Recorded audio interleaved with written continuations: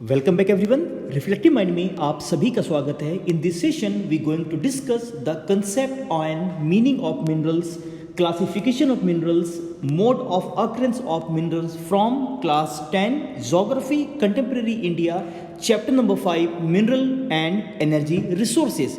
इस लाइन में हम अपने डे टू डे लाइफ में मिनरल्स के कंट्रीब्यूशन को देख सकते हैं। We use different things in our daily life made from metal की बात करें, नॉन मेटल की बात करें, ferrous, non ferrous, precious, they all are the important category of minerals we have to do. Can you list a number of items used in your house made of minerals? क्या हम अपने घर में उन houses को listing out कर सकते हैं जो कहीं ना कहीं मिनरल से या उसके एक टाइप मेटल से बने हुए जनरली हमें दिखते हैं। You have studied that the earth crust is made up of different minerals embedded in the rocks. अगर मिनरल्स की बात करें तो एलिमेंट्स के कंपोजिशन से मिनरल्स बनता है। उन मिनरल्स के कंपोजिशन से हमें कहीं ना कहीं रॉक्स का कंपोजिशन बनता हुआ दिखता है। और अगर इसी रॉक को ही इंपॉर्टेंट मिनरल्स से जोड़कर एज अ ओर से जुड़ते हुए हम कई सारे मिनरल्स का इंपॉर्टेंट सोर्स की तरह भी हम इसे जनरली देखते हैं। Various metals are extracted from these minerals after proper refinement. तो इन सभी मेटल्स को हम इन मिनरल्स को रिफाइन करके या नॉन मेटल्स को हम इन मिनरल्स को रिफाइन करके जनरली हम उनसे क्या करते हैं, निकालते हैं। Minerals are an indispensable part of our life. Almost everything we use, from a tiny pin to a towering building or a big ship, all are made from minerals. अगर एक छोटे से पिन की बात करें या बिल्डिंग की बात करें या बड़े शिप की बात करें, they all are made up of various minerals. The railway lines and the tarmac or paving of the roads are implements and machinery too are made from minerals. तो इन सभी लाइंस में ये बताया जा रहा है कि मिनरल्स का यूटिलाइजेशन हमारे डे टू डे लाइफ के वेरियस कंपोनेंट्स या वेरियस एलिमेंट्स में हमें कहीं ना कहीं देखने के लिए मिलता है। Car, buses, trains, aeroplanes are manufactured from minerals and run on power resources derived from the earth. अब देखिए यहाँ पे बहुत सारे चीज़ें मिनरल से बनती है, लेकिन उसे रन करने के लिए एज अ एनर्जी रिसोर्स या पावर रिसोर्सेज की भी हमें ज़रूरत पड़ती है, जिसे हम लोग कहीं ना कहीं पृथ्वी के सरफेस से या गहराई से उसे क्या करते हैं, एक्सकैवेट करते हैं या निकालते हैं। Even the food that we eat contains minerals. हम जो खाना खाते हैं उसमें भी कहीं ना कहीं मिनरल होता है। In all stages of development human beings have used minerals for their livelihood, decoration, festivities, religious and ceremonial rites. अगर हम ह्यूमन सिविलाइजेशन को देखें तो ह्यूमन सिविलाइजेशन के नाम भी उसके द्वारा यूज किए गए मेटल या एलॉय के आधार पे हमें दिखता है। जैसे हम लोग कई बार ब्रॉन्ज एज कहते हैं, कई बार हम उसे आयरन एज भी अलग अलग तरीके से अलग अलग पीरियड में हमें देखने के लिए मिलता है। कई बार हम इंडस वैली सिविलाइजेशन या कई बार अदर सिविलाइजेशन की तरह हम कई बार कॉपर एज भी देखते हैं। तो इन सभी सिविलाइजेशन को इन मेटल या एलॉय के नाम के आधार पे इसे रेकमेंड किया गया है, इसे दिया गया है नाम। तो इससे ये पता चलता है कि उस पर्टिकुलर एज में उस मेटल का, उस एलॉय की यूटिलिटी को हम अपने हिस्ट्री में देख सकते हैं या कहीं ना कहीं समझ सकते हैं। अगली पंक्ति की ओर बढ़े। A bright smile from toothpaste and minerals. इसका मतलब क्या हुआ, हम सुबह सुबह उठने के बाद जो ब्रश करते हैं हमारे उस टूथपेस्ट में भी मिनरल होता है। Abrasive minerals like silica, limestone, aluminium oxide, various phosphate minerals do the cleaning. Fluoride which is use to reduce cavities. Fluoride का यूज करके हम लोग अपने टीथ में जो कैविटीज लगते हैं हम उसे जनरली रिमूव करते हैं। Comes from a mineral fluoride. तो जो फ्लोराइड जो मिनरल है जिसको कैविटी को रिमूव करने में यूज किया था वो किससे बनता है, वो फ्लोराइड से बनता है। Most toothpaste are made white with titanium oxide. Titanium oxide का यूज करके मोस्ट ऑफ द टूथपेस्ट को बनाया जाता है। Which comes from minerals called rutile, ilmenite and anatase. The sparkle in some toothpaste comes from mica. कुछ अगर toothpaste में जो चमक लगती हुई या चमक, तेज चमक दिखाती हुई जो चीज़ें दिखती है वो कहाँ से निकलती, कहीं ना कहीं वो माइका से आती हैं। The toothbrush and tube containing the paste are made of plastic from petroleum. जो भी टूथब्रश का जो भी हम ट्यूब देखते हैं वो कहीं ना कहीं प्लास्टिक से बना हुआ होता है, और उसे भी कहीं ना कहीं हम लोग पेट्रोलियम रिफाइनिंग के प्रोसेस में उससे क्या करते हैं, निकालते हैं। Find out where these minerals are found. अब आपको गूगल से जाके ये पता करना है कि इन सभी मिनरल्स को हम जनरली कहाँ से निकालते हैं या फिर ये पाए कहाँ जाते हैं। और इस चैप्टर में भी हमें कुछ मिनरल्स को डिस्कस करना है, उनकी डिस्ट्रीब्यूशन को देखना है और उनके मोड ऑफ अकरेंस को भी हम समझने की कोशिश करेंगे। यहाँ पे देखें, dig a little deeper and find out how many minerals are used to make a light bulb. Light bulb में या लाइट बल्ब कितने मिनरल्स का यूज करके जनरली बनाया जाता है। तो लाइट बल्ब्स में अगर मिनरल्स का कंपोजिशन देखें तो उसमें copper, aluminium, nickel, molybdenum and trona. I repeat again, copper, aluminium, nickel, molybdenum and trona, इन सभी मिनरल्स का कंपोजिशन हमें जनरली अपने लाइट बल्ब में दिखता है। अगर लिविंग ऑर्गेनिज्म की बात करें या लिविंग थिंग्स की बात करें, उन्हें भी कहीं ना कहीं मिनरल्स की जरूरत पड़ती है। हम डे टू डे लाइफ में मिनरल वाटर पीते हैं, हम अपने खाने में डिफरेंट टाइप्स के विटामिन्स की बात करें, मिनरल्स की बात करें, उसे इंटेक करते हैं। तो कहने का मतलब यहाँ पे क्या है कि हमारी बॉडी को भी time to time different minerals की जरूरत पड़ती है। Life processes can not occur without minerals, although our mineral intake represents only about 0.3% of our total intake of nutrients. हमारे टोटल न्यूट्रिएंट्स के इंटेक का मिनरल कंटेंट अगर आप देखें, ओनली वो 0.3% ही हमें दिखता है। They are so potent and so important that without them we would not be able to utilise the other 99.7% of food stuff. 99% food stuff को प्रॉपरली यूटिलाइज करने के लिए ऑल लिविंग ऑर्गेनिज्म में कहीं ना कहीं 0.3% मिनरल्स का हमें इंटेक जनरली दिखता है। आप अपने साइंस के सिलेबस से या साइंस में जब आप लोग पढ़ रहे होंगे तो वहाँ से भी आपको डिग अ लिटिल डीपर है ये पता करने की कोशिश करनी है कि जो भी आपका न्यूट्रिशनल फैक्ट है उसमें से जो भी आपको फूड लेवल में जिसको प्रिंट किया गया उसमें कौन कौन से मिनरल्स जनरली हमारे बॉडी के लिए इंपॉर्टेंट है या ह्यूमन के लिए इंपॉर्टेंट है। अब यहाँ पे बात आती है कि मिनरल्स का मतलब क्या है, हम मिनरल्स किसे कहेंगे। तो जियोलॉजिस्ट की बात करें, अभी जियोलॉजिस्ट और ज्योग्राफर में हम लोग डिफरेंसेस को भी अगले पेजेस में समझने की कोशिश करेंगे। तो अकॉर्डिंग टू जियोलॉजिस्ट मिनरल का मतलब क्या, mineral as a homogenous naturally occurring substance, nature में पाया जाने वाला एक ऐसा होमोजेनस मटेरियल है जिसकी एक वेल डिफाइंड इंटरनल स्ट्रक्चर होता है। Minerals are found in varied forms in nature, वो हमारे नेचर में अलग अलग फॉर्म्स में पाया जा सकता है। चाहे वो हार्डेस्ट डायमंड की बात करें, वो डायमंड की तरह हार्ड भी हो सकता है, और टाल्क की तरह या टैल्क की तरह वो सॉफ्टेस्ट हो भी सकता है। यहाँ पे तो कहने का मतलब क्या है कि मिनरल हार्ड भी हो सकता है लाइक डायमंड, और सॉफ्ट भी हो सकता है like talc.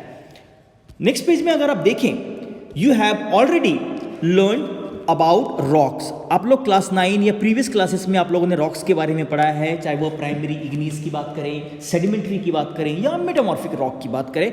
Rocks are combination of homogenous substances called minerals. तो अगर यहाँ पे सवाल पूछ लिया जाए कि एलिमेंट से हमारा मिनरल बनता है और मिनरल्स के कंपोजिशन से, उनके एक्यूमुलेशन से हमें जनरली रॉक्स बनता हुआ दिखता है। Some rocks for instance limestone consist of a single mineral. अब बहुत सारे रॉक ऐसे हैं जिसमें सिंगल मिनरल होता है, one of them is limestone, but majority of the rock consist of several minerals in varying proportion. लेकिन अगर हम लोग रॉक्स की बात करें उसमें डिफरेंट टाइप्स के मिनरल्स का हमें वेरिंग परसेंटेज जनरली दिखता है।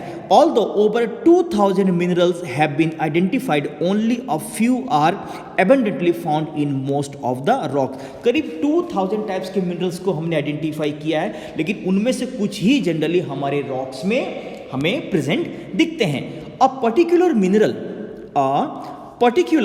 mineral that will be formed from a certain combination of elements depends upon the physical and chemical condition under which the material formed। कोई भी मिनरल किस प्रकार के फिजिकल कंडीशन और किस प्रकार के केमिकल कंडीशन से गुजरा है, वो उस बात पे डिपेंड करता है कि उसमें किस किस प्रकार के फीचर्स, किस किस प्रकार के उसमें प्रॉपर्टीज जनरली डेवलप होंगे। This is in turn results in a wide range of colours, चाहे वो अलग अलग डाइवर्सिफाइड कलर्स की बात करें, हार्डनेस की बात करें, उसमें छोटे छोटे कोर्स लाइक स्ट्रक्चर क्रिस्टल्स की बात करें, उसमें एक आभा चमक या लस्टर की बात करें, और उनके डेंसिटी की बात करें, they all are the important integral features of minerals. और इसी बेस पे चाहे वो hardness, crystal form, lustre, density, colours के आधार पे ही हम डिफरेंट मिनरल्स को कैटेगराइज करते हैं। और यहीं पे जियोलॉजिस्ट का एक बड़ा इंपॉर्टेंट काम मिनरल्स को क्लासिफाई करने में या कैटेगराइज करने में हमें generally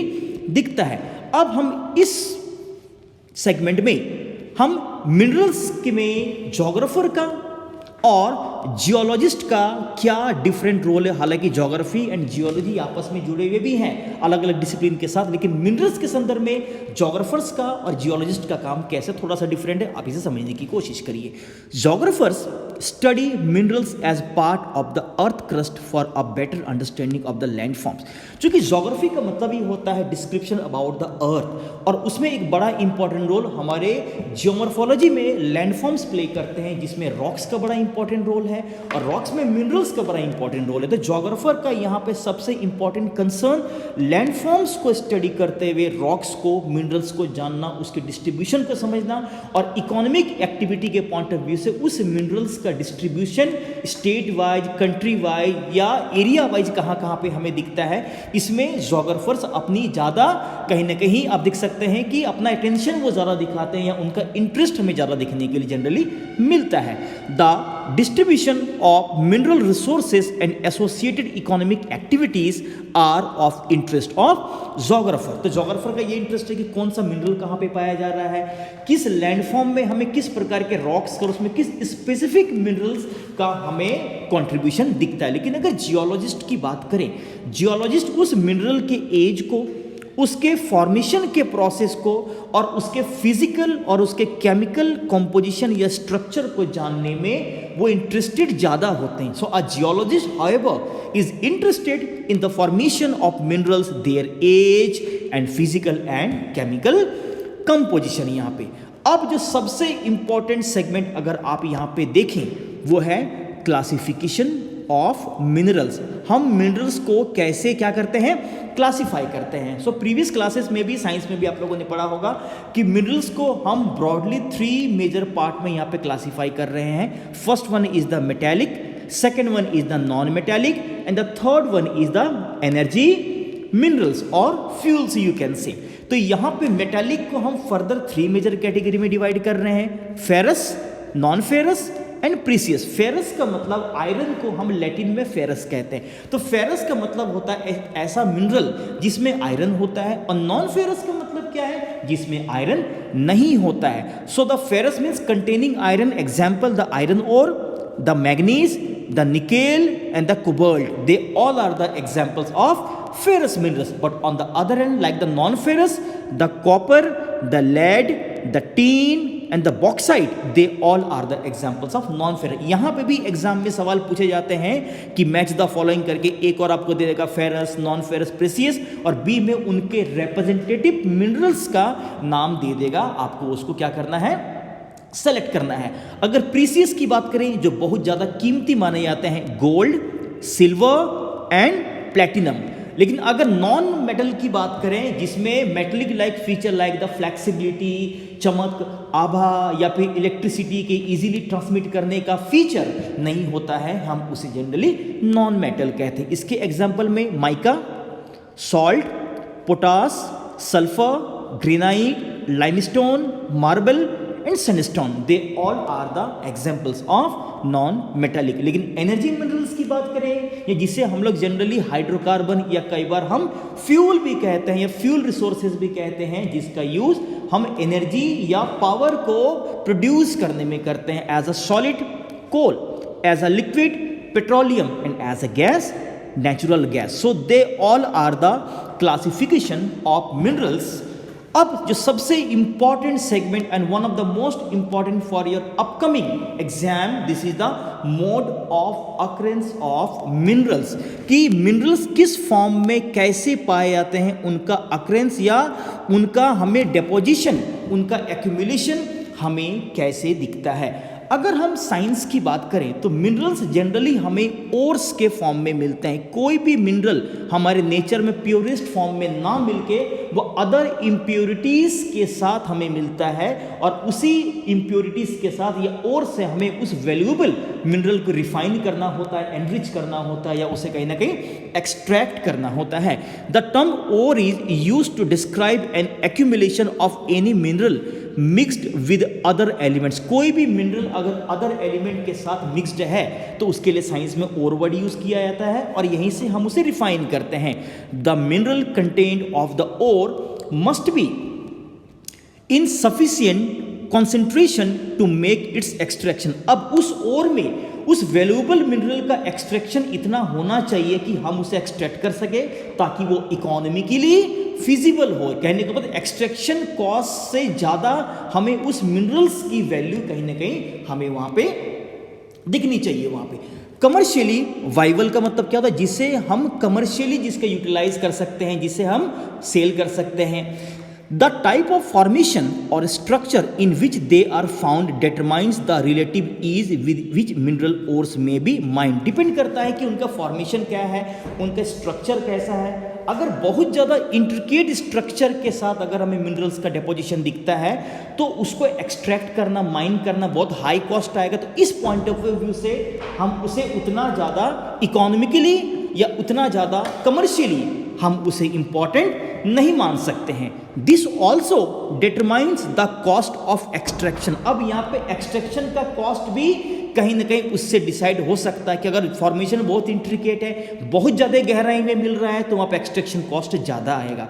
it is therefore important for us to understand the main types of formation in which minerals occur। इसलिए यहाँ पे ये बहुत ज़्यादा जरूरी हो जाता है कि मिनरल किस प्रकार के अलग अलग फॉर्म में मिलता है, उसको यहाँ पे इन डिटेल जानना जरूरी है। तो यहाँ पे इन पॉइंट्स पे आपको विशेष ध्यान देने की ज़रूरत है।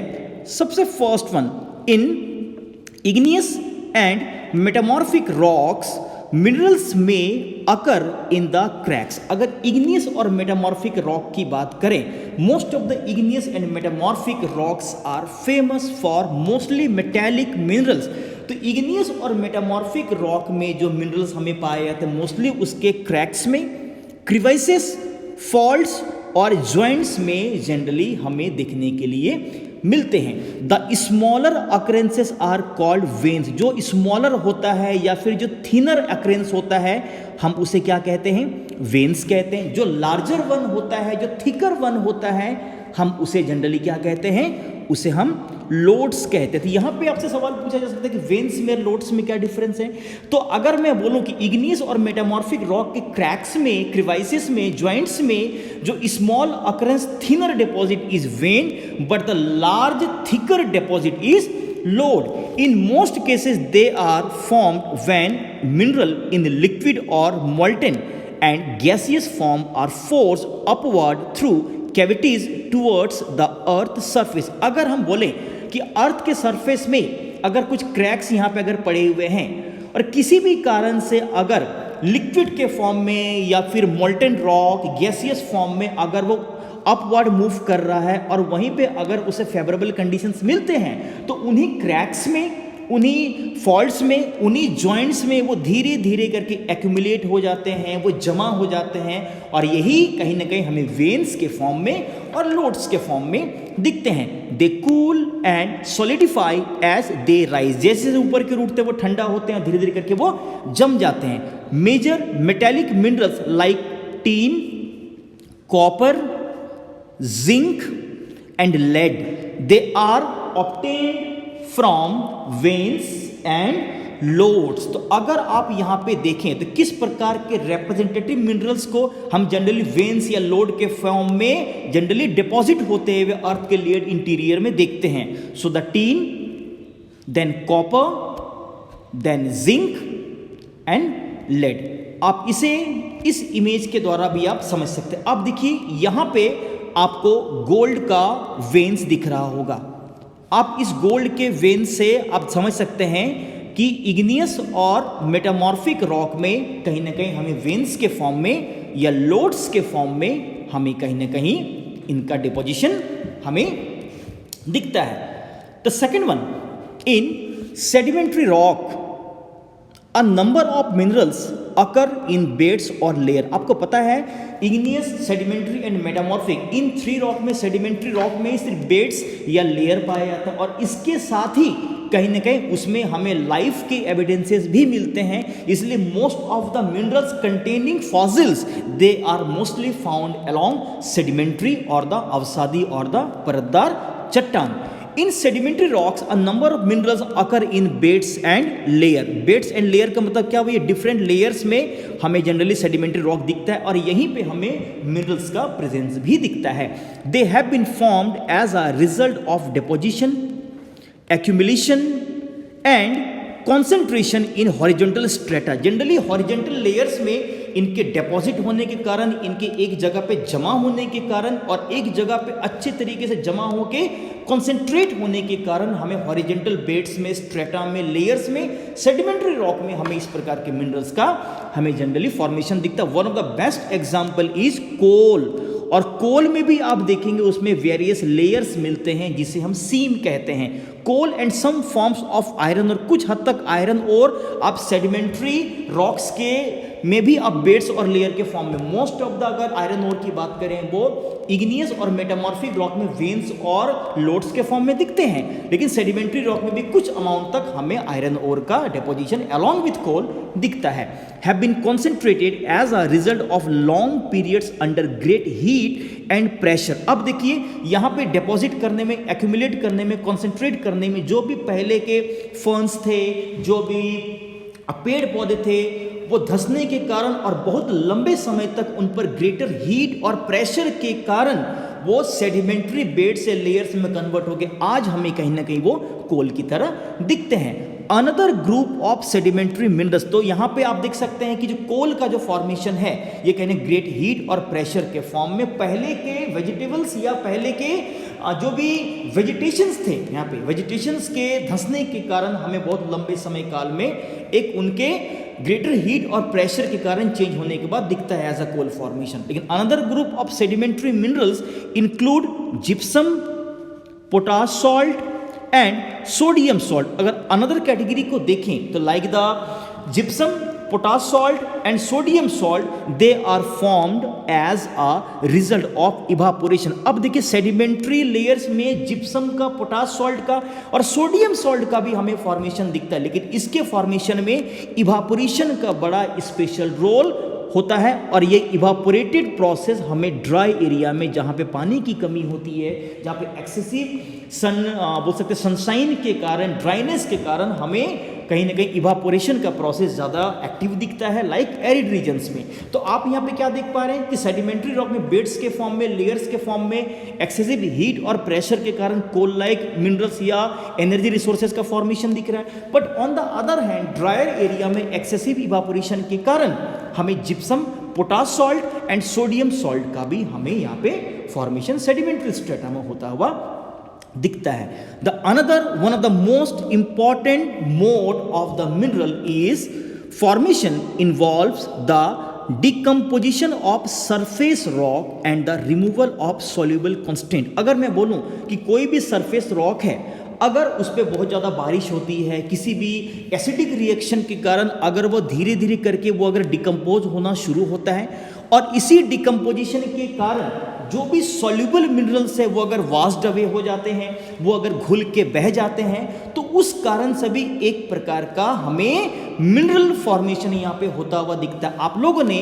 अपने प्रीवियस चैप्टर में अगर अपने लेटराइट सॉइल को पढ़ा होगा तो उसी लेटराइट सॉइल में हम एक प्रोसेस डिस्कस करते हैं जिसे हम लोग क्या कहते हैं, लीचिंग कहते हैं। तो लीचिंग का मतलब क्या होता है कि इक्वेटोरियल रीजन में, ट्रॉपिकल रीजन में जहाँ पे बहुत ज़्यादा बारिश होती है और टेम्परेचर भी ज़्यादा होता है, अल्टरनेटिवली वहाँ पे सॉइल के अपर लेयर में बहुत ज़्यादा रेनफॉल के कारण सॉइल के अपर लेयर से न्यूट्रिएंट्स बह के सॉइल के नीचे लेयर की ओर आ जाते हैं और इसे ही लीचिंग कहते हैं। और नीचे आने के कारण जो आयरन के या फिर जो एल्यूमिनियम के जो ऑक्साइड्स बच जाते हैं, जो जनरली नहीं घुलते हैं वाटर के साथ, वो भी हमारे लिए एक बहुत बड़े एनर्जी या बहुत बड़े पैमाने पे हमें मिनरल्स के सोर्स की तरह दिखते हैं। सो इसे ही हम residual mass of weathered material की तरह दिखते हैं। And one of the best example is bauxite, जिससे हम कहीं ना कहीं एल्यूमिनियम को क्या करते हैं, एक्सट्रैक्ट करते हैं। तो डिकम्पोजिंग रॉक के कारण भी one of the process is leaching, जिस कारण से भी हमें कहीं ना कहीं सरफेस रॉक की डिकम्पोजिशन से हमें बॉक्साइट लाइक मिनरल्स, हमें residual mass of weather material के फॉर्म में भी देखने के लिए मिलता है। आप यहाँ पे इस इमेज में आप देख सकते हैं, इसे यहाँ पे लीचिंग को आप यहाँ पे देख सकते हैं कि किस तरीके से बहुत ज़्यादा बारिश होने के कारण ऊपर की जो भी सॉल्युबल चीज़ें हैं वो धीरे धीरे बह के वो नीचे की ओर आ जाती हैं और ऊपर में एल्यूमिनियम के या आयरन के ऑक्साइड्स बचने के कारण हो सकता है वो बॉक्साइट या हेमेटाइट, मैग्नेटाइट, सीडराइट, लिमोनाइट, इन सभी मिनरल्स के एक्सट्रैक्ट के लिए ओर के बनने का भी एक वो कहीं ना कहीं माध्यम बनता है वहाँ पे। The another important thing is certain minerals. The next one is the certain minerals may occur as alluvial deposits in sands of valley floors and base of hills. बहुत सारे ऐसे मिनरल्स हैं जो एलुवियल डेपोजिट्स के फॉर्म में हमें रेत में या कहीं ना कहीं वैली फ्लोर्स में भी हमें या हिल के हमें बेस में भी देखने के लिए मिलते हैं। These deposits are called placer deposits. So the next one very important mode of occurrence is placer deposit and generally contain minerals which are not eroded by water. एक ऐसा मिनरल जो वाटर के द्वारा जनरली नहीं इरोड होता, नहीं घिसता है, हमें उस प्रकार के मिनरल्स का हमें प्लेसर डिपॉजिट के फॉर्म में हमें जनरली अकरेंस दिखता है। Like the gold, silver, tin, platinum, they all are the important minerals of such category. अब सबसे पहले हम यहाँ पे प्लेसर डिपॉजिट का मतलब समझते हैं। क्या है प्लेसर डिपॉजिट का मतलब? अब प्लेसर डिपॉजिट और placer is an accumulation of valuable mineral. Placer का मतलब ही होता है वैल्यूएबल मिनरल का एक्यूमुलेट होना, formed by the gravity separation during sedimentary processes. अगर मैं बोलूँ कि कोई भी ये एक माउंटेनियस एरिया है और यहाँ पे वेदरिंग एक्टिविटी के कारण जो भी वेदर्ड मटेरियल बच जाते हैं और यही वेदर्ड मटेरियल ग्रेविटी के कारण, ये एक्सटर्नल एजेंट्स के कारण किसी भी वैली एरिया में अगर वो डिपॉजिट कर दिए जाते हैं सेडिमेंट्री या सेडिमेंटेशन के द्वारा, तो इसे ही हम लोग कहीं ना कहीं प्लेसर डिपॉजिट कहते हैं। और आप लोगों ने दो रिवर का नाम सुना होगा। One of the famous river from Bihar, river Son, and the famous river from Jharkhand, river Swarnarekha. कहा जाता है कि सोन रिवर में और स्वर्णरेखा रिवर में हमें गोल्ड के प्लेसर डिपॉजिट या गोल्ड के आप बोल सकते हैं कि एलुवियल पार्टिकल्स हमें कहीं ना कहीं दिखते हैं। तो आप इसे एक प्लेसर डिपॉजिट के फॉर्म में देख सकते हैं। एंड दैट पर्टिकुलर प्लेसर नेम आप बोल सकते हैं कि केम फ्रॉम स्पेनिश वर्ड प्लेसर, और इस प्लेसर वर्ड का मतलब भी क्या होता है? एक ऐसा मिनरल जो हमें एलुवियल सैंड के साथ जनरली देखने के लिए मिलता है।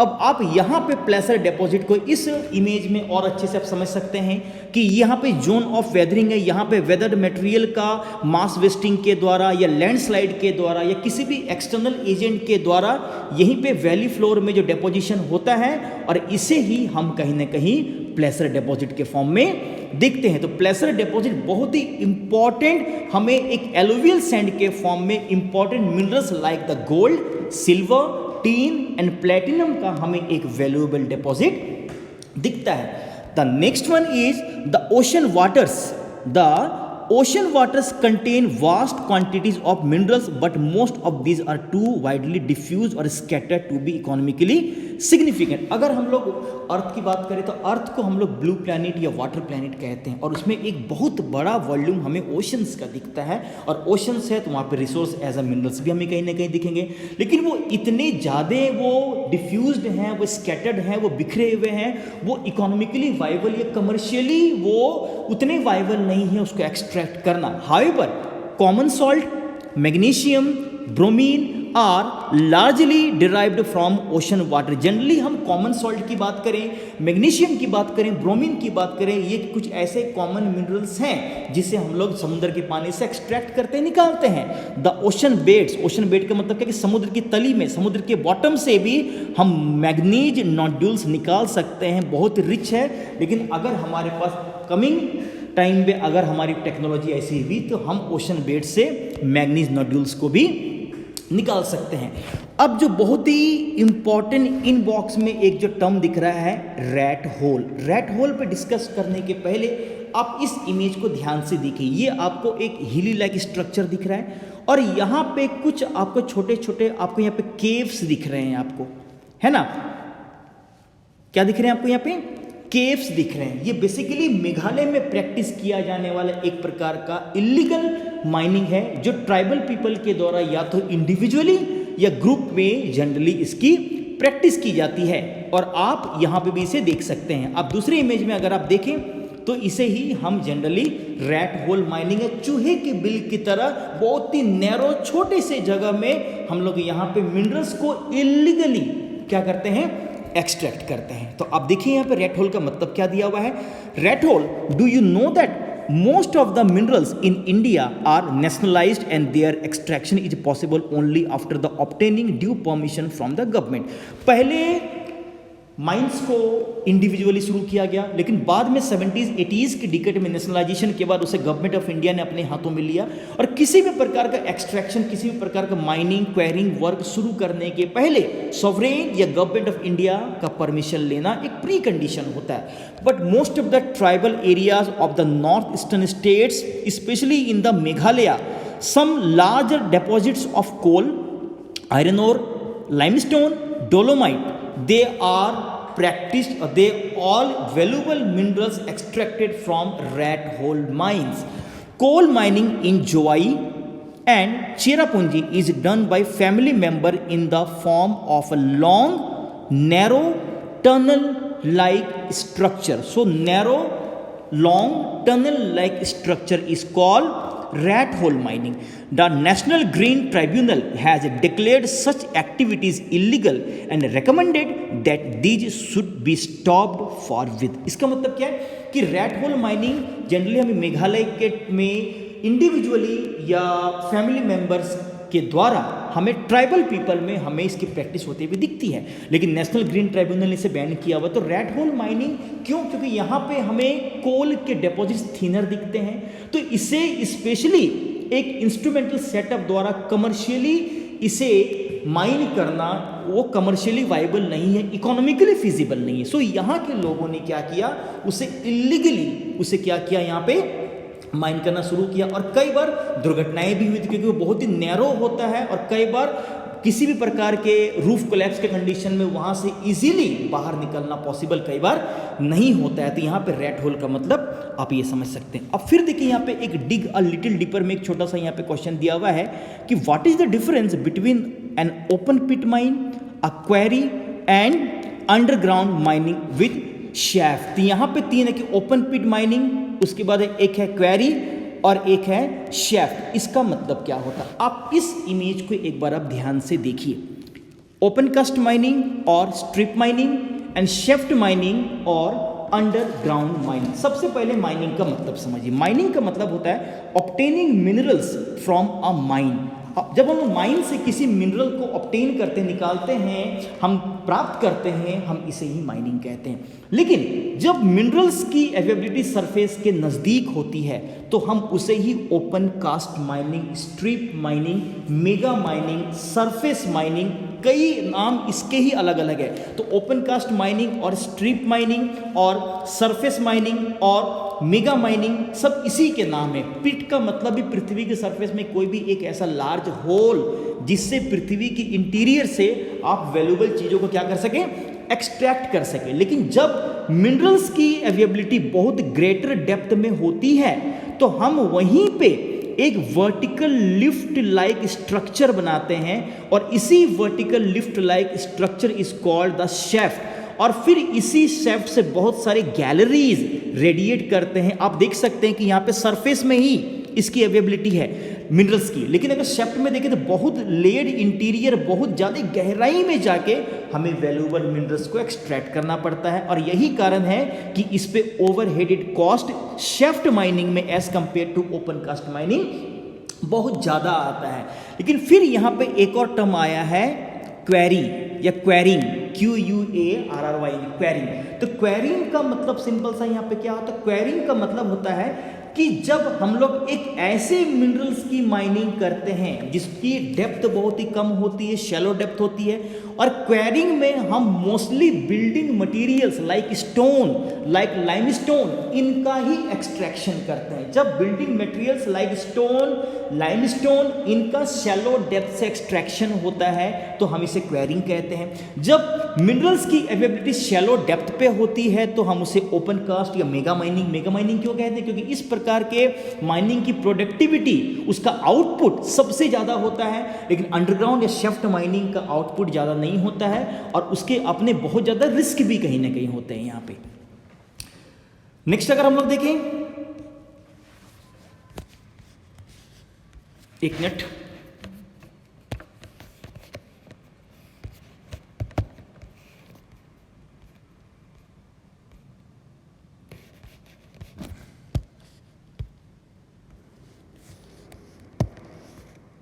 चलिए तो इस डिस्कशन में इतनी ही बातें। आई होप इन सभी पॉइंट्स के डिस्कशन से इस मिनरल्स के डेफिनेशन को, उसके फीचर को, उसके क्लासिफिकेशन को और कहीं ना कहीं मोड ऑफ अकरेंसेस को समझने में आपके लिए बहुत आसानी रहेगी। आई होप ये सेशन आपके लिए बहुत ही इंटरेस्टिंग रहा। फिर भी किसी प्रकार के डाउट्स आते हैं तो आप उसे पॉइंट आउट करिए, ठीक है। तब तक के लिए अगले वीडियो में हम कुछ और इंपॉर्टेंट कंसेप्ट के साथ इसी चैप्टर के साथ दोबारा आएंगे। तब तक रिफ्लेक्टिव माइंड के साथ बने रहिए। Thank you so much and happy learning.